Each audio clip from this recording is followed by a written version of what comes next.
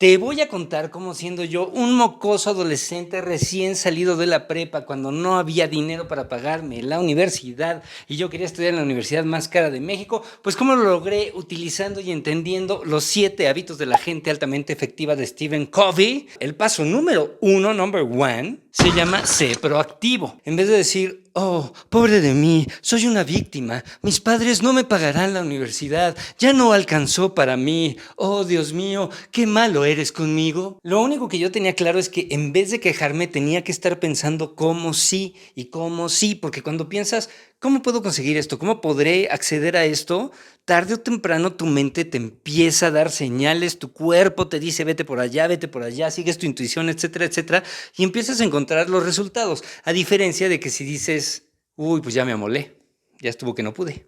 Las primeras respuestas que me llegaron de cómo sí fue lee este libro de Stephen Covey, Los 7 hábitos de la gente altamente efectiva. Y me fui a convertir en un practicador de todo lo que estaba leyendo que me estaba funcionando. El hábito número 2 es empieza con el fin en mente. Hay que tener una meta, hay que tener un plan, hay que tener una dirección. La meta es para que te dirijas hacia allá. El camino puede haber muchas maneras de llegar, de dirigirse y todo, pero si no tienes claro lo que quieres, ¿cómo diablos vas a hacer un plan? Primero lo primero.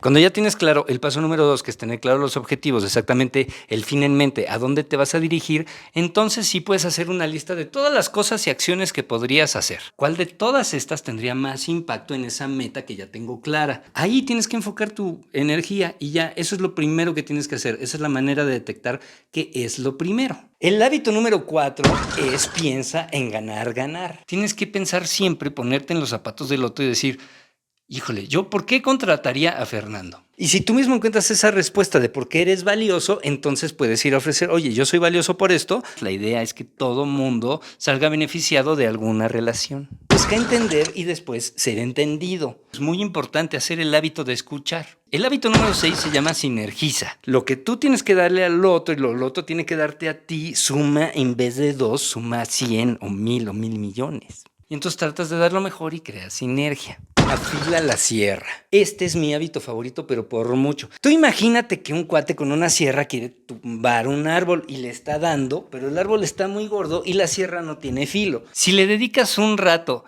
antes de empezar a talar tu árbol a afilar la sierra, pues cuando sea la hora de talarlo vas a hacer muchísimo más rápido que el otro. Casi siempre es aprender y planear,